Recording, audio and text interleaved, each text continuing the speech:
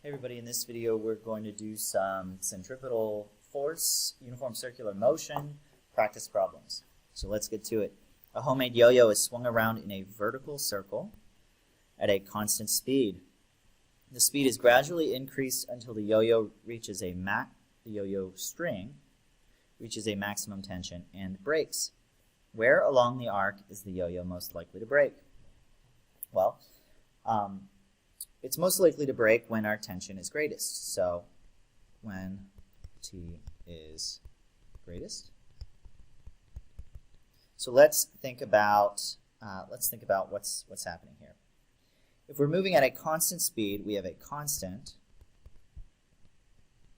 centripetal force because it's a constant radius, constant speed, constant centripetal force. So let's diagram the forces on our yo-yo.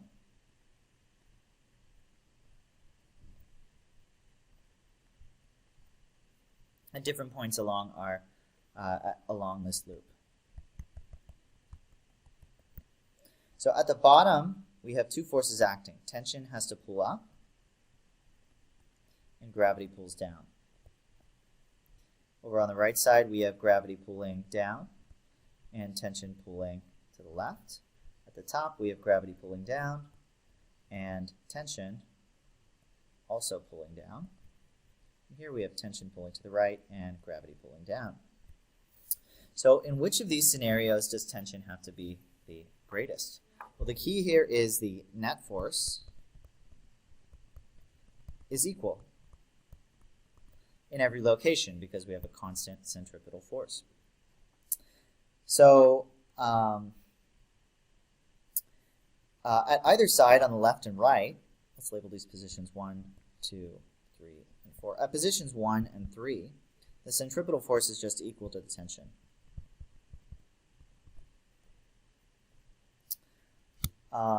At location 2 at the very top, our centripetal force is equal to, well, it's our net force, so it's tension plus mg.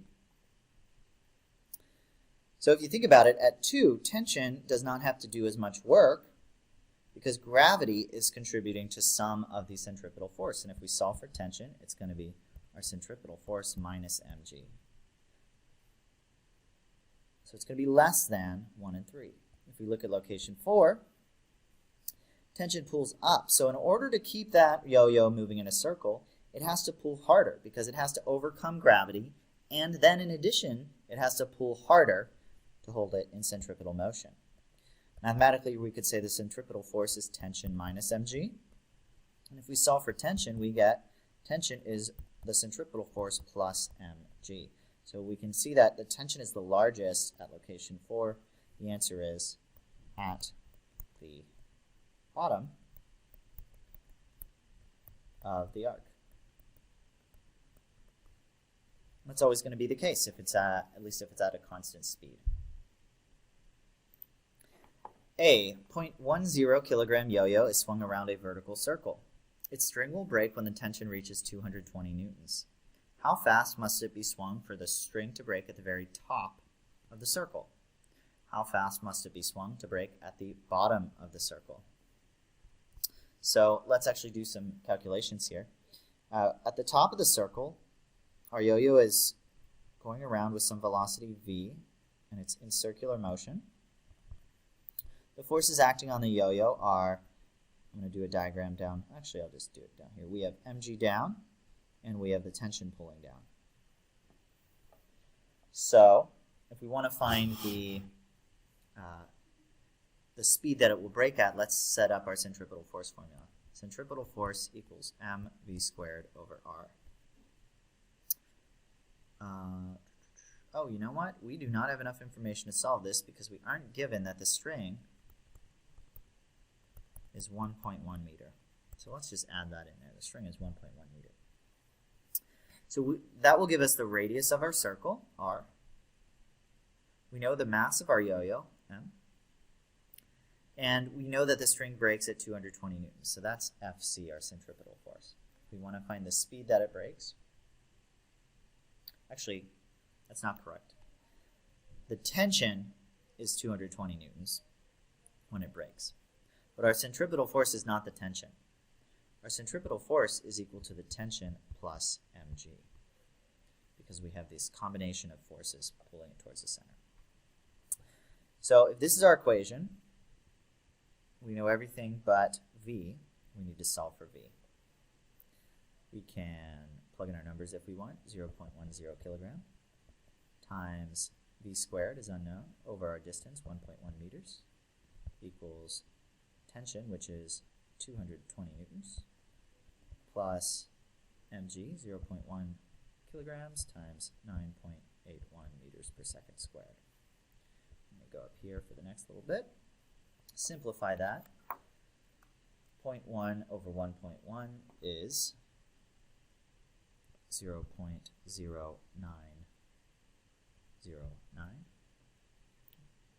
Units are kilograms per meter times v squared equals 220 plus 0.1 times 9.8 is just, well, 221 newtons. If I divide both sides by 0.0909,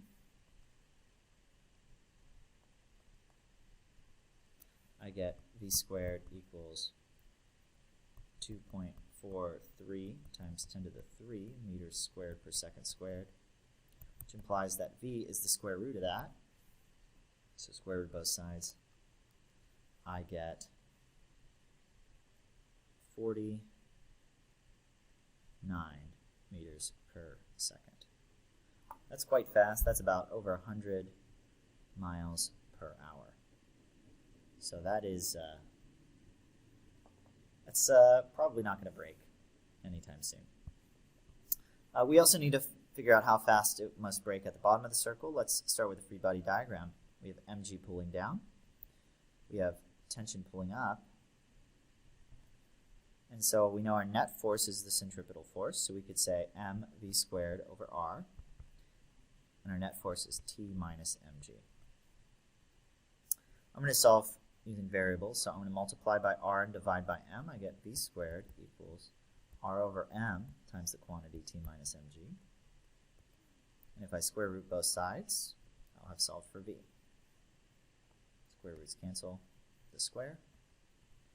I get v equals square root of r, 1.1 meters, over m, 0.1 kilograms, times t, breaks at 220 newtons, minus mg, that's just going to be 0.981 newtons. So 220 minus 0.981 times 1.1 over 0.1.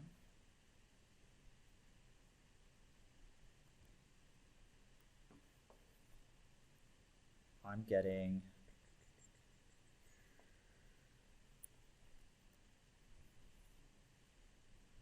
almost the same speed. Actually, almost exactly the same speed, 49 meters per second. Well, that wasn't what I was hoping for. But I made my object really light. You should have to, it should be a little bit slower, but I don't have enough sig figs to actually calculate the difference between these two speeds. Anyway, let's move on. A roller coaster has a vertical loop with a radius of curvature of 7.2 meters at its highest point.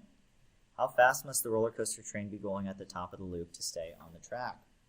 So we have some roller coaster. It has a loop. And at the top of the loop, it has some, the top of the loop forms like a circular arc. It has some radius of curvature.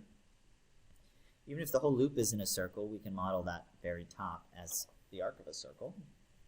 And so it's undergoing circular motion there, radius r, and our train is going to be going past with some velocity v. So let's model the forces acting on our roller coaster train at the very top of the loop. Well, gravity is going to be pulling down, and if we are in contact with the track, we're going to have a normal force also pointing down. normal reaction force from the track. We actually lose contact with the track right when our normal force reaches 0, because the harder we're pushed into the track, the stronger that normal force is by definition. So we could say that our centripetal force is equal to, well, it's going to be the net force when we lose the normal force. So if we get rid of the normal force, then it's just going to be mg. Mg is our centripetal force, and it's equal to mv squared over r. Notice we have m on both sides, so we can cancel that if we're just looking at this part of the equation. If we want to solve for v, multiply both sides by r, we get gr equals v squared. And so we get v equals the square root of gr. Square root of 9.81 meters per second squared times our radius of curvature, 7.2 meters. Let's calculate it. 7.2 times 9.81. Square root. We get 8.40 meters per second, which is about 20 miles an hour to maintain contact with that track. Next question. Assuming the Earth were a perfectly uniform sphere with no obstructions, how fast would a bullet need to be fired to move in a circular orbit around the Earth, assuming no air resistance? The mass of the Earth is 5.97 times 10 to the 24 kilograms, and its radius is 6,780 meters. So let's model the Earth as a sphere or a circle, and it has a radius, r, equals 6,780 kilometers. We fire our bullet right at the surface of the Earth, and just for a fact, I'm going to draw that, the path of the bullet a little bit above the surface of the Earth, even though it's, for all intents and purposes, at the surface of the Earth. And we want it to go in a circular orbit. So it's got to move with some speed v, and it's at some radius r. Well, let's think about what forces are acting on the bullet. If it's in circular motion, if it's in orbit, then the only force acting is mg, force of gravity. So that means gravity has to be our centripetal force. So we can say mg equals mv squared over r. Notice that m's cancel. We're left with g equals v squared over r.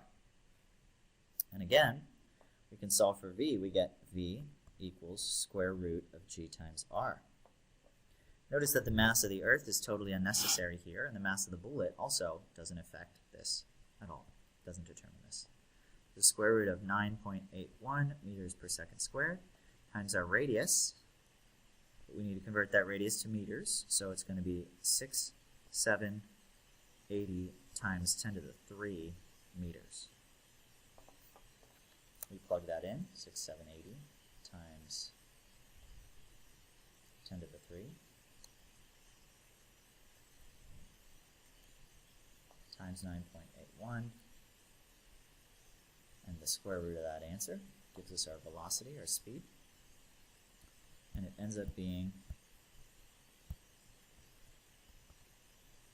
8.16 times 10 to the 3 meters per second. So 8,000 meters per second, that's about 8.16 kilometers per second. So that's quite fast, and that's about how fast the International Space Station goes around the Earth. It's quite close relatively to the surface of the Earth, and so it goes at approximately that speed. That's all. Bye.